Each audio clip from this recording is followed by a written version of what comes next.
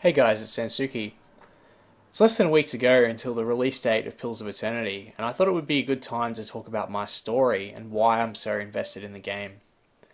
I was born in August 1987, and I didn't get my first computer until 1998. And during that time, between when I was born and when I got my first computer, I did play some computer games. I used to go around to my friends' houses during primary school, and I would play stuff like I don't know, Warcraft One, Jazz Jackrabbit, the Aladdin side scroller, World of Zine, stunts, stuff like that. And the first game that I really got into was Warcraft 2. My cousins had that game, and I had the chance of playing it multiplayer. That was the first time I'd ever played a multiplayer computer game. I played some like two player Super Nintendo at a friend's house a couple of times, but like playing Warcraft 2 multiplayer was like that was the first big computer game experience for me. And I also borrowed my friend Andrew's CDs for Dark Sun Shadowlands, and that was probably my first foray into playing RPGs on my own. It was really fun to make your own character and all that kind of stuff. Actually, make all of your characters. And then Age of Empires 2 came out, and my friend Andrew bought that, and he like showed me the box and the manuals and stuff when at school, and I was just completely captured. I was enthralled. I couldn't believe it because I was really into history and stuff when I was younger, and it was just awesome to see like an RTS game in the style of like Warcraft 2, except with Teutonic knights and samurai and you know, Saracens and all that kind of stuff. It was just like all the stuff I was interested in a kid thrown into one or whatever. It was fantastic, and so my parents had bought me some shares for I don't know what they were going to use it for. So I like convinced them to sell some and buy me a PC. So I got like a Hewlett Packard Pavilion with a Celeron 500 megahertz, and I went. My first LAN ever was at my friend's house on like the 27th of December 1998 over the serial cable, and we played Age of Empires 2. It was awesome. I still remember. And then he gave me a couple of other games. Total Annihilation Kingdoms by Cave Dog. It was like the fantasy version of Total Annihilation. That was a really cool game as well. And the other game he gave me was Baldur's Gate. And yeah, I didn't get into it. The funny thing is, I didn't get into it as much as the RTS games at first, but over like throughout the year, like I'd revisit it and I'd play it, and one day it really clicked, and yeah, I was gone. Like that was it. I was like it was probably my favorite game. The reason I liked it so much is because I'd come from games like Warcraft 2 and Age of Empires 2 and Total Annihilation Kingdoms, and they were isometric RTS games, and Baldur's Gate was like an isometric RTS RPG. It had the two things that I really liked. Like I really liked I really liked RTS, and I really liked making your own party and all that kind of stuff in Dark Sun Shadowlands as well. And this was the game that melded those two experiences together. And it had really high production values. It had narration, it had voice acting, it had really good graphics for its time. And the environment art was very captivating as well. Even though like it's aged a bit today, I still think that the art style and the color palette used for Baldur's Gate 1 specifically is very enjoyable. Like the shade of green they used for grass, the different colors of the trees, just the general look of the game it's really evocative and has a really good atmosphere. And it's like it's one of my favorite color palettes used in a game. And yeah, I played it over and over again. It took me a while to play it properly. I did die like on my first trip from the first wilderness area to the friendly army, and I got waylaid by bandits and I got killed, and I couldn't figure out where I was going. Like I was just wandering around in the wilderness, going through all the wilderness maps, all that kind of stuff, and there was all these hard mages everywhere. I would eventually take them down, but I never really found out what I was supposed to do for the story for quite a while. It took me quite a while to figure out where I had to go and actually find the bandit camp because I didn't find any like the NPCs that you. There's like a few ways to get to the bandit camp, and I just killed all the bandits in the wilderness areas, and I never found Transig in the second floor of the I think it's Feldpost in Beregost. And then Baldur's Gate 2 came out a couple of years later, and that was amazing. Like it was everything I'd ever wanted from like a Baldur's Gate sequel and then some. It was just incredible.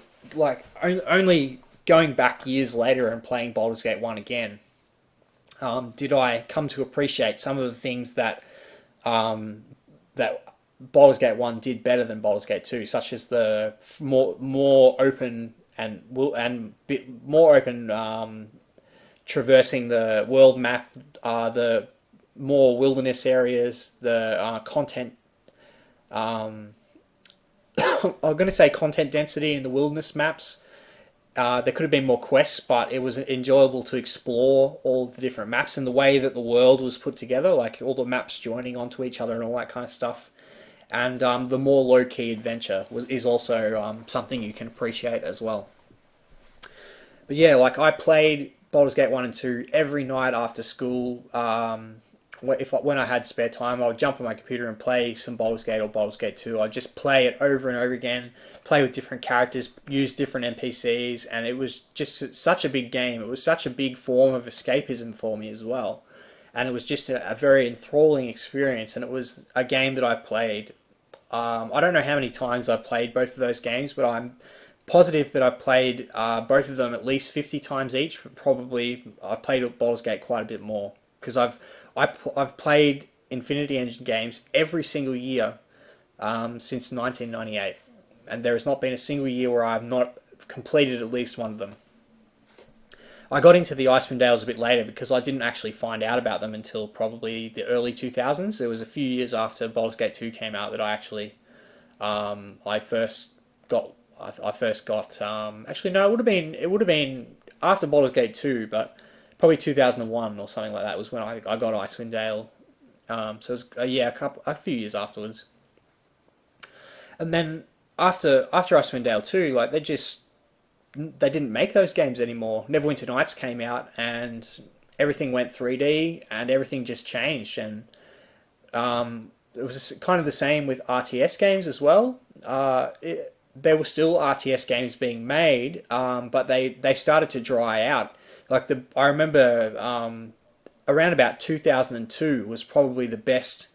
That was like the biggest peak between the late 90s and then the drought. It was like 2002 was like the end of the golden age of those isometric style games. I think I remember playing. Me and my friends really loved Battle Realms, and then there was Command and Conquer Generals in 2003, and then there was a bit of a drought for many years, and then there was Company of Heroes. But as far as I'm concerned, like those kind of games don't get made anymore.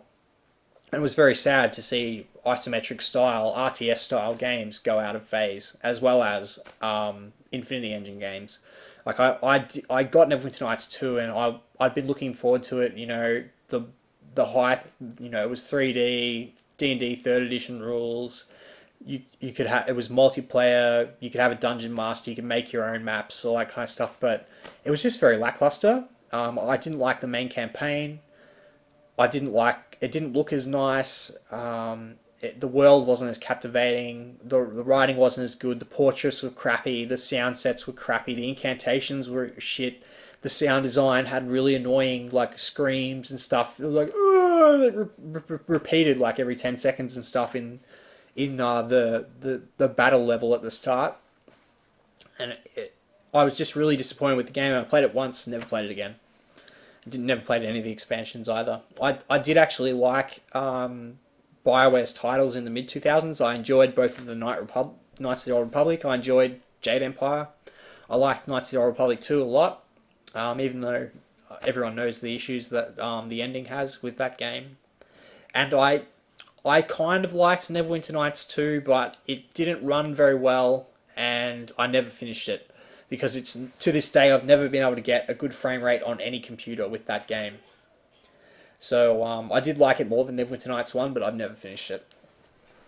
And but it was just it was a very depressing time for games in the mid 2000s. It really was the age of decline.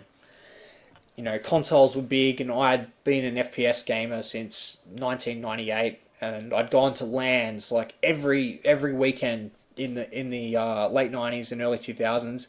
Me and my friends would have a LAN at someone's house. We would all take our computers around. We would play the Infinity Engine games multiplayer. We'd play Diablo 2. We'd play RTS games. We'd play Counter-Strike 1.5 or something like that. We'd do it every weekend, and it was just such a magical time. It was like a really great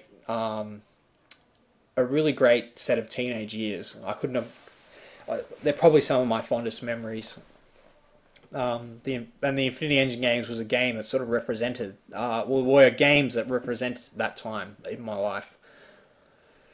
And yeah, after the Infinity Engine games and RTS games stopped being made, it was just really depressing. I mean, there was some good first-person shooter games being made, and that's what I got into. I really got into Medal of Honor, Allied Assault, and then I really got into Call of Duty, and Call of Duty was the first FPS game that I played semi-competitively online. I played in a team on the Game Arena ladder in Australia called Viet Cong Warriors, and then I went on and played Call of Duty 2, and I went through and played all of the competitive PC Call of Duty titles, and that was what I focused on. And I would just play Call of Duty competitively, and in my spare time I would play stuff like, you know, the Infinity Engine games. I'd replay Knights of the Old Republics. I'd replay the single player of Age of Mythology or something like that. But it just kind of turned me off games. Like when the Infinity Engine games were around, and I was playing the Infinity Engine games, like both me and my friend Andrew, we wanted to be game designers. We wanted to make games like that, and then when they stopped being made, it killed my desire to want to make games, because I don't want to work on games that I don't want to play or that I don't want to make. I would never. It would just be soul crushing to work on a game that you just don't care about. So when I went back to school or decided to go back to school in 2010, I didn't even consider doing game design or something like that. I just did straight IT. And then, you know, in my third year, 2012, after I backed Wasteland 2 on Kickstarter. I can't remember how I found out about it, but I backed Wasteland 2 and I backed Grim Dawn because I really enjoyed Titan Quest. And just one day in September, I decided it was like I don't know, I was trying to procrastinate doing assignments or something at university. I jumped on Kickstarter just to see, you know, if there was anything worth looking at, any games worth looking at. And on the front page, Project Eternity by Obsidian Entertainment, and it said, I clicked on it and I read the description, and I watched the video, and I could not believe my eyes. I literally could not believe my eyes. Some of the people that were involved in making the Infinity Engine games had come to Kickstarter and wanted to make another Infinity Engine game. Like, I think I had tears running down my eyes. That's how happy it was to like watch that video. And I watched the video like over and over again, and I went in and backed it straight away, put my $20 in, and then I went straight onto the Obsidian forums, registered an account, and started getting involved in this discussion. You know, I was involved in all the theory crafting, like we were discussing. It was a wild time during the early Kickstarter. There's just all sorts of discussions about everything you could think about, really, and it was a really cool thing to get online like that and discuss RPGs and the Infinity Engine games with other people and the developers as well.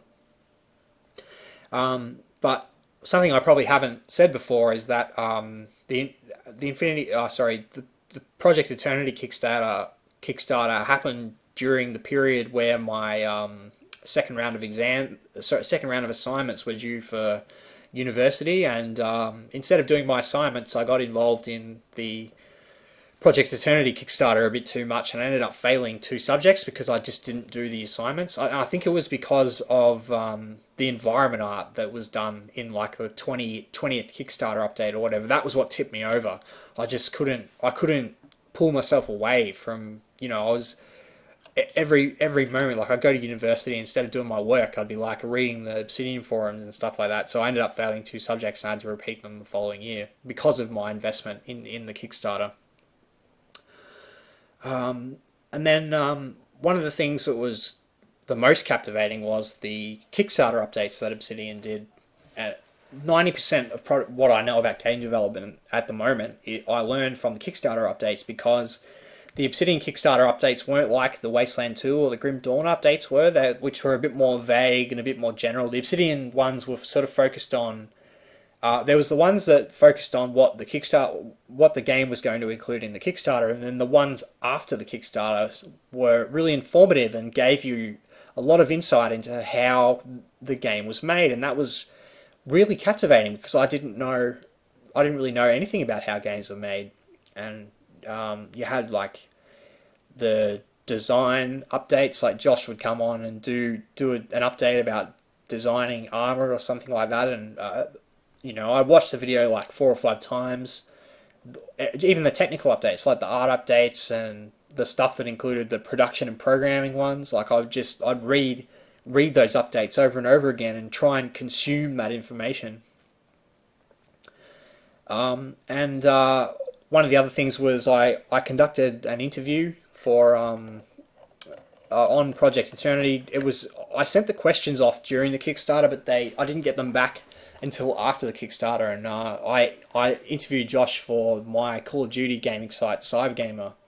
I sent him a bunch of questions, mostly about mechanics and UI, and that was how I found the RPG Codex, because I went on Google and looked up my own interview to see what the reaction to it was around the internet, and I found there was some posts. Someone had reposted it on the RPG Codex, and there was some people that were criticizing the format that I used for the interview and some of the things that I'd brought up, such as RTS style minimap, and I think there was something else that I talked about. Can't remember. I think it might have been Warcraft 3 and Dota's recovery time mechanics or something like that, and they were criticizing me for that. So I registered an account to the RPG Codex to explain or clarify what I was talking about, and you all know what happened there.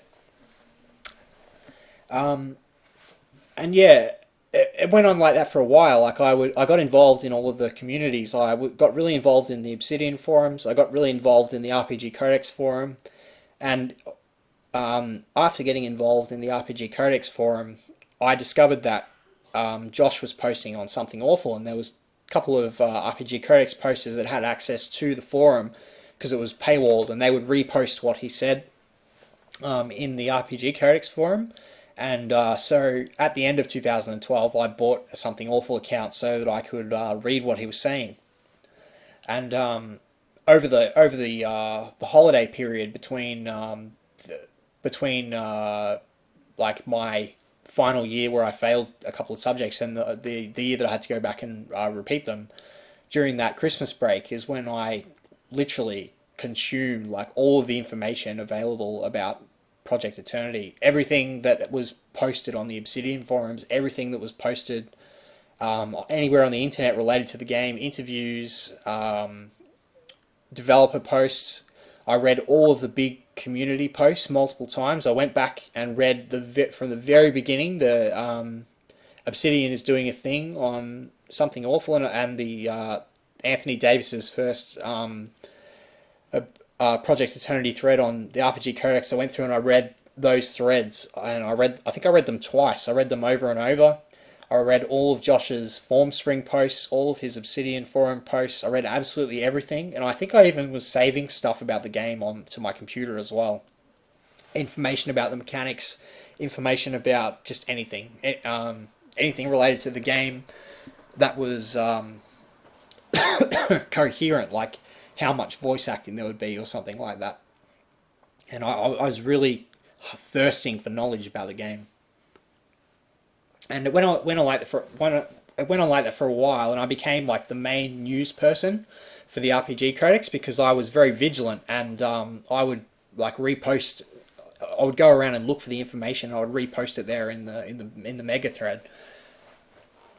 And it went on like that for a while, and probably for a year or so actually, and then I did another interview. I re-interviewed Josh in mid 2014. I think I sent the questions off around the time of the E3 stuff, and then I got them back a month later. And it was in between that time when the E3 demo came out, which was when the game was revealed for the first time, and they showed off the prologue. And that was what really kicked me into gear.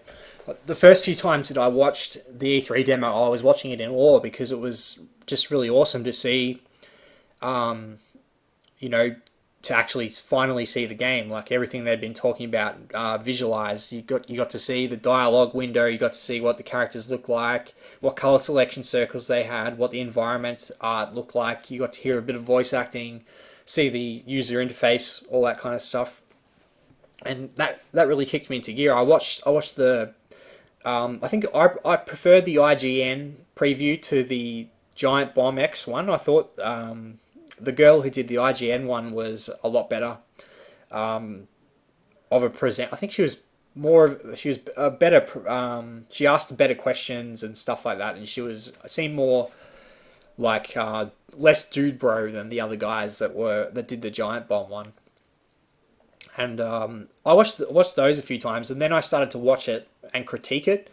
Like it was like I'd been playing the Infinity Engine games every year for 15 years, and I just started to notice all the little things that kind of ruined the experience for me because I'd been used to doing things a certain way. Like the selection circles were blue.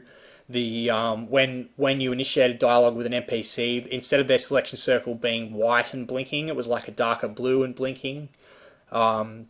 Different problems with like the spell effects, like there being massive blur, procedural blur when wolves knocked you down, and the lack of a loading screen, just the way the user interface was, all that kind of stuff. And I started to really sort of pick it apart, I would say. And then the backer beta came out, and because I backed at the $250 level on Kickstarter, I had access to the backer beta. And the first backer beta was quite enlightening because it was pretty buggy and pretty broken, but it was very difficult to even play the game because of the bugs with selection and command and stuff like that. But even still, I got really involved straight away. Like I started submitting bug reports. Like I remember the first one that I've reported, and that was the lack of being able to disable vertical sync because I've played competitive games for so many years, and you don't play FPS games competitively with vertical sync. You just don't do it because it adds mouse lag. So I've just been playing with vertical sync off, and I do notice the difference because like the mouse floats a little bit. So that was the first bug report that I submitted.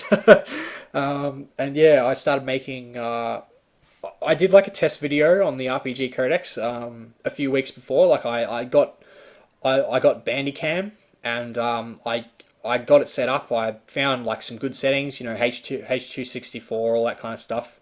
And I got my Call of Duty microphone, and I had set up Bandicam, and I was ready to sort of start making videos. Because not something I hadn't really done before. I'd submitted a couple of videos from Call of Duty before, but I'd never done like YouTube videos or anything like that. And I got right into it.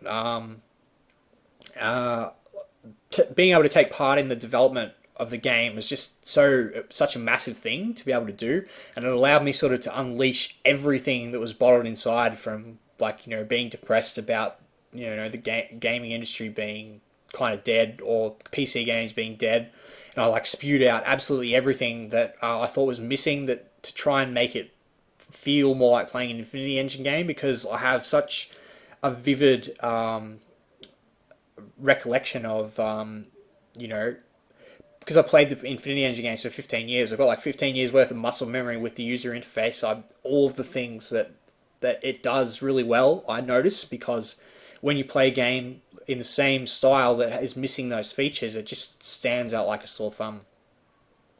So yeah, I went through and just spewed out absolutely everything that I thought was missing or wrong about it, and just any suggestions for any convenience tweaks or convenience stuff that I'd actually thought that was actually done better over the years, like comparing item tooltips and stuff like that.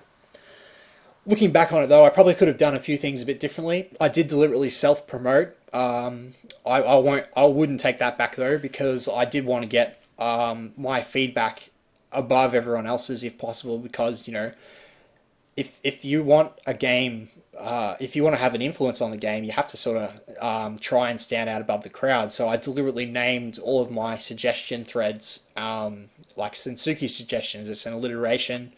And I just kept repeating them. I did numbers, and I posted links to them all in all the threads. I know some people don't like that, but I thought it was worth doing, and it seems to have worked as well. So, and then I stopped doing it after a while because I know that there was a lot of people were abusing me for it.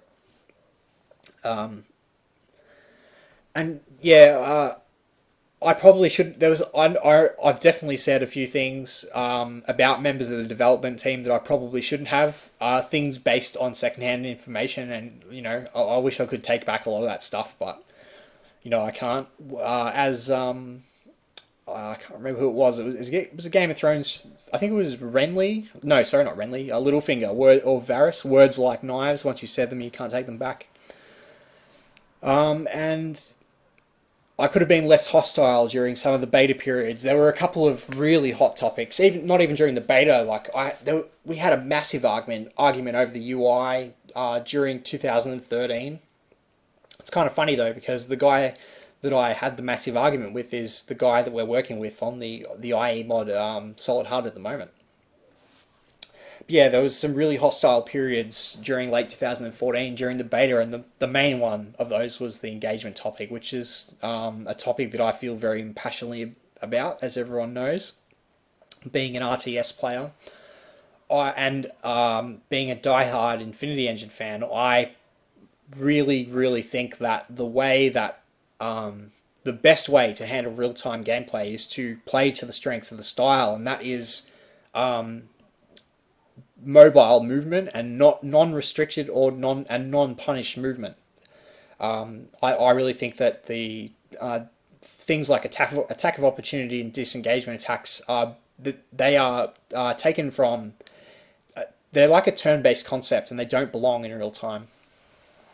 But yeah, I wish I could take back some of the stuff that I said during those hostile periods. I know that it probably caused a bit of a problem on the forums.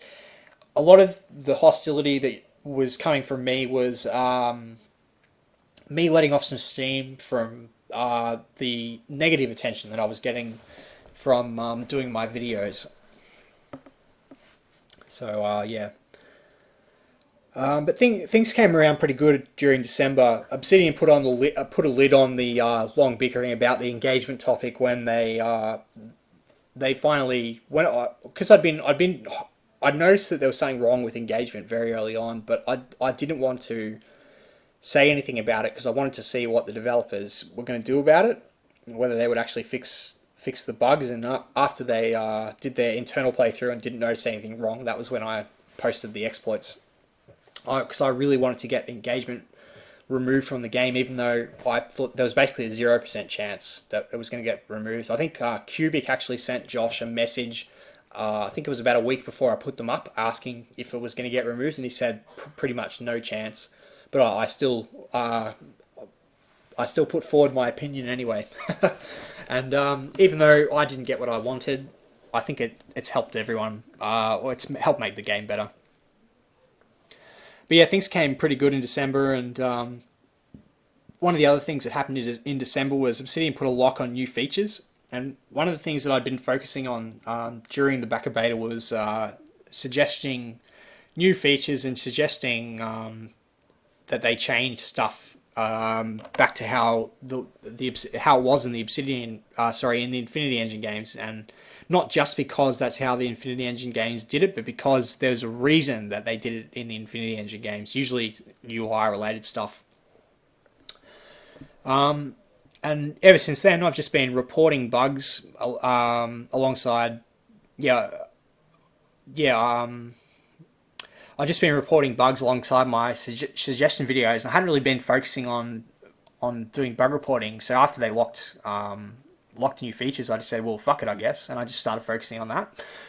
The last few months have been pretty good. The game's been coming together. It's been an enlightening process into game development, and it has been very rewarding to see things that you have suggested as implemented into the game. Like one of the things that really went under the radar. It was like something that I don't know if they're planning on doing. This is one of the things that made me know that my feedback was being counted, was because it was it was something that was kind of subtle, and it didn't really impact the gameplay as much, but it impacted the experience. So it was a suggestion I made regarding animations and model clipping.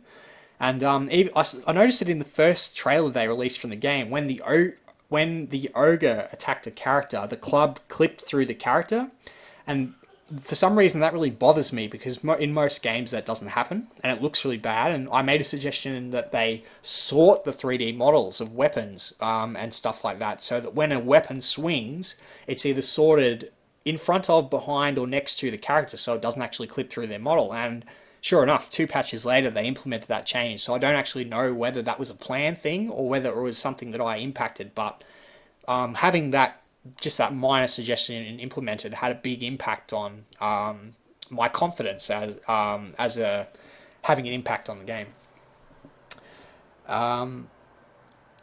Yeah, so like the last few months have been pretty good.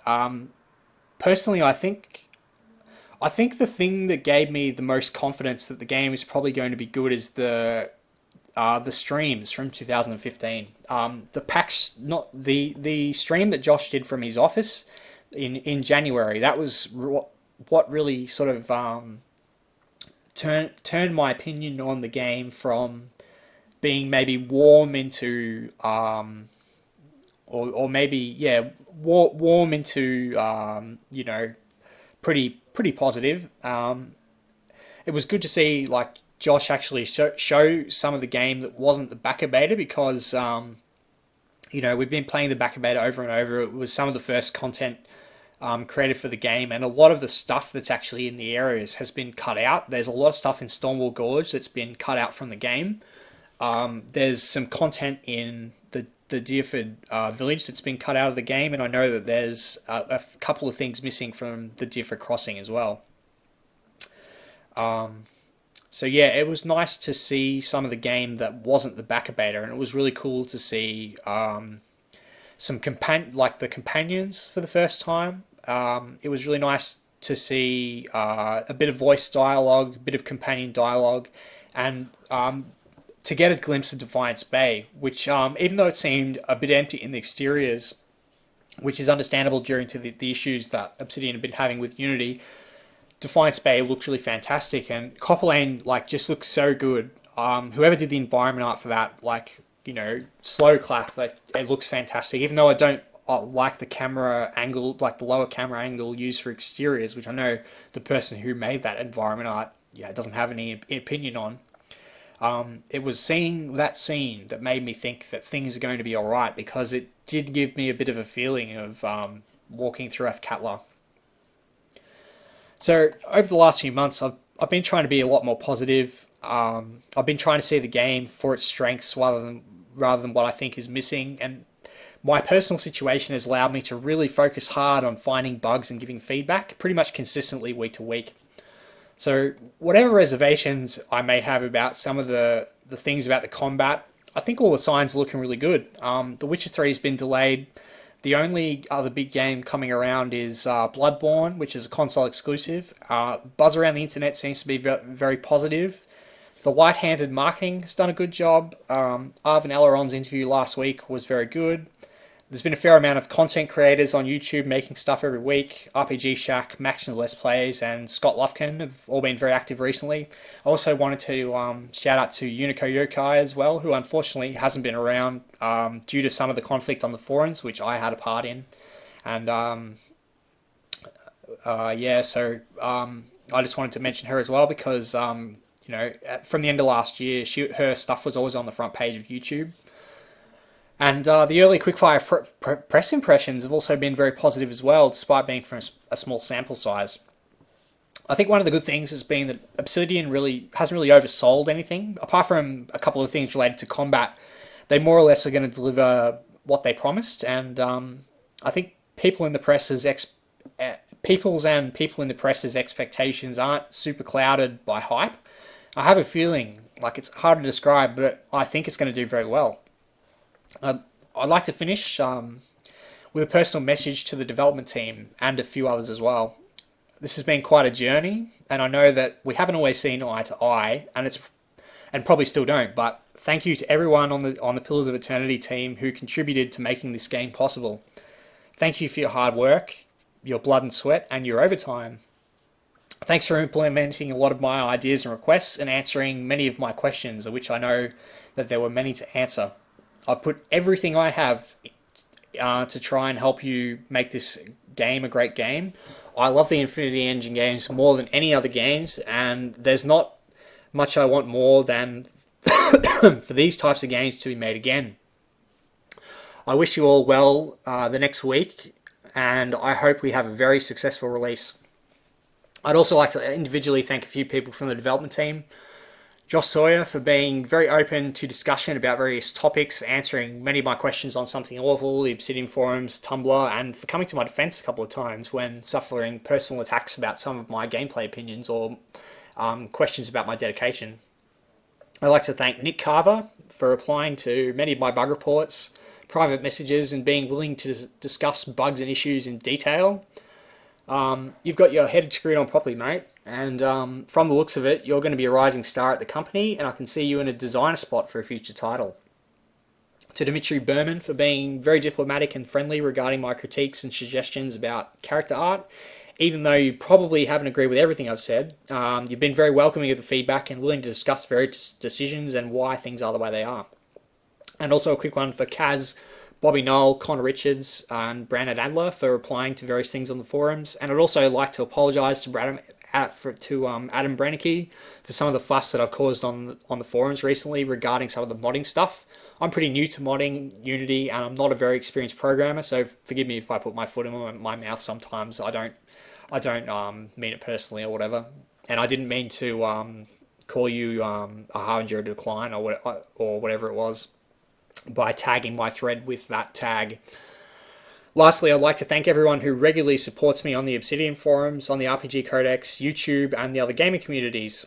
It's good to see that while some people aren't really a big fan of either me or my opinions, that there are lots of people who are, and without that support, it would be hard to justify continuing what I do. It means a lot. Thanks, guys, and keep it up, and I'll have my fingers crossed for March 26th.